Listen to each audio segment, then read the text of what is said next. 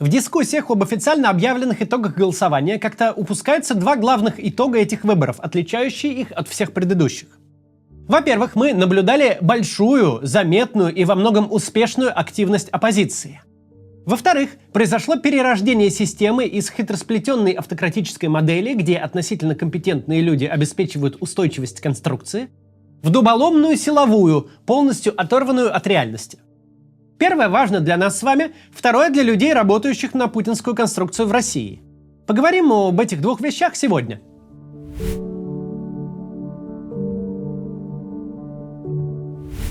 Сейчас многие спикеры, причем и провластные, и оппозиционные, пытаются продать российскому обществу идею о том, что Путин победил на этих выборах, а оппозиция проиграла. И, конечно, если смотреть на это с точки зрения реальных демократических выборов, то по формальным признакам так оно и есть. Есть победитель, есть проигравший. Если объявлено, что один выиграл, значит второй проиграл. В наших же широтах выборы – это смотрины сил для всех участвующих сторон. Система показывает себя, что она может, насколько дееспособна, насколько может и дальше существовать в том виде, в котором она есть сейчас. Оппозиция же показывает себя. В невозможных условиях при запрете всего и вся находит все равно формы, чтобы показать. Хоть обеззапрещайтесь там, а мы есть, мы предлагаем альтернативу, и за нами стоит много людей. Система показала себя не очень, но об этом мы поговорим во второй части ролика. В первой давайте поговорим о нас. Если сравнивать эту процедуру переназначения, например, с той, что была в 2018, то мы увидим следующее. Для начала просто перечислю пункты. Во-первых, оппозиция смогла собрать подписи своему кандидату, причем не просто 100 тысяч, а 250 тысяч, и это за 2 недели. Чтобы оставить подпись за антивоенного кандидата, к его штабам выстроились огромные очереди. При этом к пункту сбора подписей Путина таких очередей не было. В день выборов выстроились огромные очереди к российским посольствам за рубежом, чтобы проголосовать против Путина.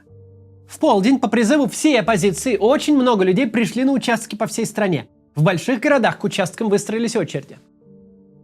Назначенный оппозицией кандидат, который шел под лозунгом «За мир» в воюющей стране, выиграл на 7 честно посчитанных участках внутри страны, в том числе в Новосибирском государственном университете, и на 27 участках за пределами страны. Этот же кандидат набрал под 20% в крупных городах на честно посчитанных участках. В 2018 году ничего подобного не было даже и близко.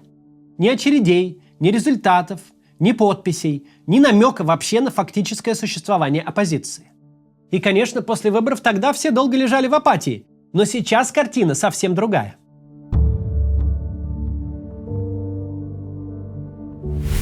Мы с вами очень хорошо умеем бегать спринт со скованными ногами и с завязанными глазами. Работать с системой, которая все свое законодательство и правоприменение выстраивает таким образом, чтобы команда противника даже до поля не добралась. В январе мы с вами сделали то, что казалось невозможным, что никто и никогда не делал в российской политике. Мы честно собрали настоящие подписи за выдвижение кандидата Бориса Надеждина. Правила сбора подписей годами доводились до совершенства с одной единственной целью – сделать их сбор нереализуемым, чтобы абсолютно все кандидаты приходили с липовыми листами, а в администрации президента уже решали, кто им друг, а для кого закон работает. Но есть вещи, с которыми ничего сделать нельзя. Если цифры на табло рисуют совсем от балды, совершенно не обращая внимания на то, что происходит на поле, это даже не нечестная игра, это вообще не игра в принципе.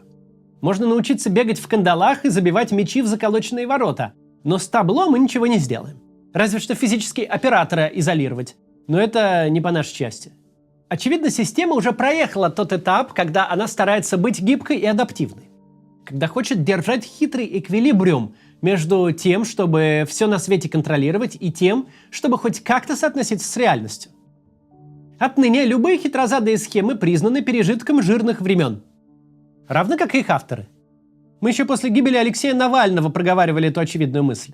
Политтехнологи, люди, которые Путина к власти приводили и власть эту четверть века поддерживали, манипулируя общественным мнением, эти персонажи, очевидно, больше не участвуют в принятии любых значимых решений. Узкому кругу пенсионеров КГБ в Совбезе едва ли можно объяснить, почему важно, чтобы политическая система жила в каком-то контакте с обществом. Они выросли в иерархических силовых организациях, где сверху вниз идут приказы, а в обратную сторону отчетность. Где для генерала майор – это грязь из-под ногтей. Что уж говорить о каких-то там людях извне системы. Пенсионеры эти вообще вряд ли понимают феномен общества, с существованием которого нужно считаться. Для них есть только население, которое к такому важному процессу, как выборы, не должно быть допущено вовсе. Выборы – это специальное мероприятие, в результате которого нужно отчитаться по цифрам, и цифры эти начальству должны понравиться. Конечно, все не меняется в один день. Мы в ходе этой кампании видели многое из того, что напоминает нам о прежних временах. Конкурсы, праздники, лотереи, розыгрыш миллиона призов. Даже безобидно выглядящего Надеждина допустили до сбора подписей. Организация голосования, видимо, все еще в руках людей, которые что-то понимают про политику. Понимают, что правильный результат – это когда в урнах есть хотя бы 50% честных и добровольно брошенных туда бюллетеней. Что фальсификации – это искусство, процесс приукрашивания победы, но сама победа достигается более хитрыми методами. Финальный же результат был творчеством коллективного совбеза, которому до лампочки совершенно любые политические соображения, кроме тех, которые предполагают запугивание и подавливание всех, кто сбивается со строевого шага. Коллективному совбезу не надо, чтобы им кто-то верил. Им надо, чтобы все их боялись. И первый позитивный итог такого подхода уже перед нами. В оппозиционной среде не видно и намека на вот эту традиционную поствыборную апатию. Дескать, все бесполезно, вся страна за Путина, ничего у нас не получилось и никогда не получится. Да, телеканал «Дождь» и немного Александр Плющев и отчасти ФБК, но только не Юлия Навальная, которая ведет себя как эталон адекватности, которая явно полностью осознала свою роль. Ну так вот, некоторые журналисты и ФБК пытаются публике продать идею спрыгнуть со скалы. Вот такой-сякой Кац призывал, но оказался Дованков не отцом, а сукою. Но публика со скалы совершенно не прыгает в этот раз. Их подобные идеи скорее раздражают, что четко видно по комментариям. Объявленные результаты настолько отбитые, настолько наглые, что вылечивают все пропальщество даже в терминальной стадии. Настолько понятно, что это не мы провалились, а они офигели, что нет даже никакой дискуссии по этому поводу. Такие разговоры были после каждых прошлых больших выборов, которыми занимались настоящие политтехнологи от власти, но не сейчас. Потому что настоящие политтехнологи знали, Путину нельзя просто взять и нарисовать убедительную победу, как и его оппонентам нельзя выдать ничтожные проценты от балды, причем всем плюс-минус одинаковые. Знали, что проценты проигравших должны как-то биться с их статусом и активностью кампании. Настоящие политтехнологи поняли бы реальный расклад. Слуцкий всю кампанию чах над гробом Жириновского, Харитонов – кандидат от второй парламентской партии, а за Дованкова явно шли голосовать как за протестного кандидата. В такой ситуации у этих троих никак не может быть идентичный результат. Ксения Собчак и Григорий Явлинский, а также и Борис Титов, аналог Дованкова с прошлых выборов, объективно не вели сколько-то заметных кампаний. Вокруг них не случилось и близко никакой консолидации оппозиционных сил ни по какой причине. И в силах этих тогда царили бойкотные настроения. Не было кампании не только у самих кандидатов, не было и общей кампании гражданского сопротивления. Никаким полуднем против Путина там вообще не пахло. Там все было на радость администрации президента. Оппозиция увлеченно занималась спорами между собой, выясняя, кто больше оппозиционер, и призывала к бойкоту, собственноручно отпугивая оппозиционных избирателей от участков. Когда Явлинскому, Собчак и Титову еще объявили по проценту с копейками, где-то так оно на самом деле-то и было. Если срезать фальсификации, было бы еще по 0,5% у каждого. У Собчак 2%, у Явлинского 1,5%. Общее впечатление от этого изменилось бы примерно никак. Все в рамках погрешности. Тогда исход получился знатно деморализующим. Ну а здесь-то что? Абсолютно все независимые силы призвали приходить на выборы. Поспорили о всяких технических штуках, голосуем ли мы за Дованкова или пользуемся приложением-рандомайзером. Но даже о том, что по возможности нужно прийти именно в полдень, не дискутировал особо никто. Люди на самом деле умеют соотносить действительность с результатом. Люди хорошо просчитывают последствия. Если никто ни с кем не договорился, все переругались, никто ничего не сделал, то суицидальная апатия на следующие полгода – результат закономерный и заслуженный. А знаете, в какой ситуации никакой апатии и пораженчества не наступает?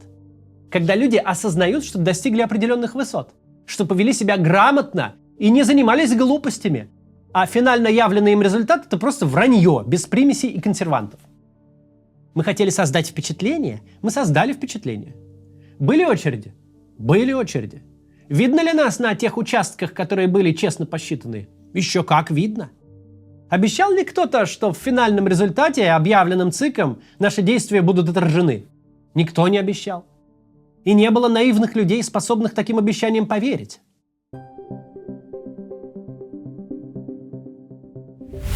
Смысл фальсификации устрашений не в том, чтобы Путин должность получил. Для этого достаточно классических приемов – вбросов, изгона электората.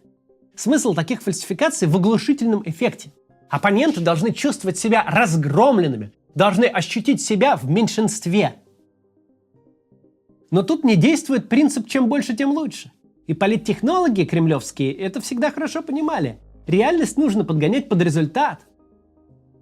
Что же для нас хорошего в том, что политическая власть явно перешла из рук политического начальства к отставным чекистам, которые мыслят несложно сочлененными схемами о простой идее подавления всего, что в их голове похоже на сопротивление.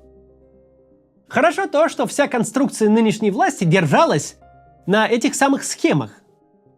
На людях, которые прекрасно знали, когда и где нужно действовать пропагандой, когда подлогом, а когда уместно применить насилие. Те, кто сейчас получил власть, Путина в Кремль не приводили и режим не укрепляли. Они всю дорогу паразитировали на чужих успехах. На успехах тех, кто умел манипулировать обществом, обеспечивал макроэкономическую стабильность. Паразитировали на гражданской бюрократии, которая худо-бедно, но администрировала огромную страну. Представим, а это, видимо, так и есть, что коллективный совбез и его тупые, насильственные и лобовые методы признаны эффективными. В таком случае переход всей остальной власти в руки людей в погонах – это вопрос времени. Причем не слишком продолжительного времени. Раз за разом мы видим, персонажи эти очень плохо умеют чем-то управлять. Представления об устройстве государства, о политике и экономике у них до предела пещерные. Не умеют они искать компромиссы и баланс интересов, зато умеют искать врагов и уничтожать их. Зафиксируем несколько вводных. Допустим, что те, кто Путину приносит победу, получают ее плоды. Что методы таких людей становятся образом действия системы. Вспомним еще, что Путин на первой же поствыборной пресс-конференции заговорил о врагах, предателях и бесконечной войне. Если принять эти факты во внимание, то главных итогов этой кампании напрашивается два. Большой передел власти и собственности, резкое падение общего уровня профессионализма, как их следствие. Раскол элит, о котором часто говорят, в общем-то с этого и начинается. Вот был у нас ближний кружок Путина. Кружок этот воровал как не в себя. Но реальные его полномочия сводились к развлечению верховного начальника разговорами об исторической принадлежности Одессы. А еще были бизнес и гражданская бюрократия, которые даже и близко не имели такого доступа к телу, зато имели реальную власть, монетарную политику определяли, бюджет верстали, внешнеэкономические связи налаживали, законодательными и кадровыми вопросами занимались. С точки зрения тех, кто рисует под 90% на выборах, все эти копошащиеся в бумажках люди – корм, который почему-то сидит на больших финансовых потоках и обладает большой властью.